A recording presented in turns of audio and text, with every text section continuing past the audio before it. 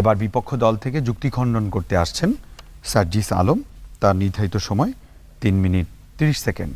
ধন্যবাদ বিজ্ঞ বিচারক মণ্ডলী আমাকে আবার সুযোগ দেওয়ার জন্য। বিজ্ঞ বিচারক মণ্ডলী, তাদের যুক্তি খণ্ডনে তারা আজকে একটি অবাক করার মতো কথা বলেছেন, যেটা শুনে আমরা রীতিমতো খেয়ে গিয়েছিলাম।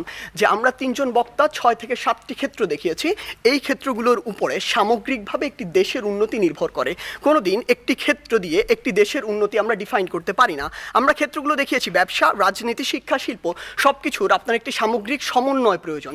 আপনি কখনো একটা ক্ষেত্র দিয়ে একটা দেশকে একটা ধাপ এগিয়ে নিয়ে যেতে পারবেন, কিন্তু একটা নির্দিষ্ট এলাকায় ভূ রাজনৈতিক প্রেক্ষাপটে আপনি কখনো সফলতম হতে পারবেন না। তাই আপনার সবগুলোর সামগ্রিক একটি উন্নয়ন প্রয়োজন।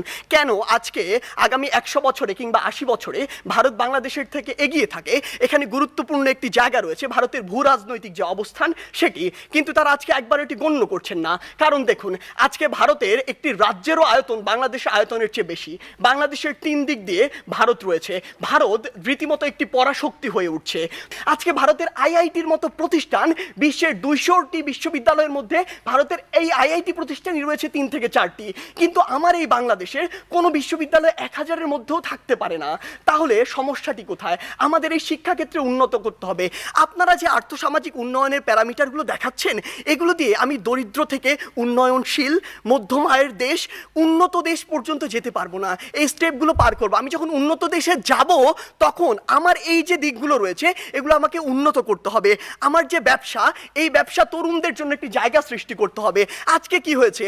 আজকে হয়েছে যে পুরো বাংলাদেশের যে হাসপাতালের যে সিস্টেম, স্বাস্থ্য খাত, এটি 8 থেকে 10টি কোম্পানির হাতে, মানুষের হাতে জিম্মি রয়েছে। এটি থেকে বের হয়ে আসতে হবে। আজকে আমাদের ঢাকা শহর কেন্দ্রিক সবকিছু সেন্ট্রালাইজড হয়ে গিয়েছে, এখান থেকে ডিসেন্ট্রালাইজ করতে হবে। ঢাকা শহর পৃথিবীর বসবাসের অনুপযোগী শহরদের মধ্যে অন্যতম। এই অন্যতম হওয়ার যে কারণটি, এই অন্যতম কারণটি হচ্ছে এটি। আমাদেরকে এই জায়গাগুলোতে কাজ করতে হবে। আপনি ডেল্টা প্লেনের কথা বলছেন, আপনি প্যারিস চুক্তির কথা বলছেন। এই প্যারিস চুক্তি থেকে যেমনটি ট্রাম্প করেছিল, যখন ইচ্ছা তাদের স্বার্থ থাকবে না, বের হয়ে যাবে। আপনাকে আপনাদের নিজের স্বার্থ দেখতে হবে। আপনি দেখবেন ওই কার্টাগোনা প্রোটোকল চালু হয়েছিল ঠিকই, যুক্তরাষ্ট্র মনে করেছে যে পরিমাণ কার্বন নিঃসরণের লিমিট দেওয়া হয়েছে সেটা তার পক্ষে মানা সম্ভব না, সে বের হয়ে গিয়েছে। তারা সেইটুকুই লক্ষ্য করবে। তাই মাননীয় বিচারক মণ্ডলী, আমরা বিশ্বাস করি বাংলাদেশ অবশ্যই সফলতম একদিন রাষ্ট্র হবে, সেটি আমরা স্বপ্ন দেখি, কিন্তু একবিংশ শতাব্দীর মধ্যে এটি সম্ভব নয়। যখন আমাদের সামনে ভারত রয়েছে, সম্ভব হবে যদি আমরা যে সীমাবদ্ধ ক্ষেত্রগুলো দেখিয়েছি সেগুলোতে কাজ করতে পারি। আমরা প্রত্যাশা করি কোনো একদিন আমাদের প্রজন্ম বাংলাদেশকে সফলতম রাষ্ট্র হিসেবে দেখবে। ধন্যবাদ বিজ্ঞ বিচারক মণ্ডলী।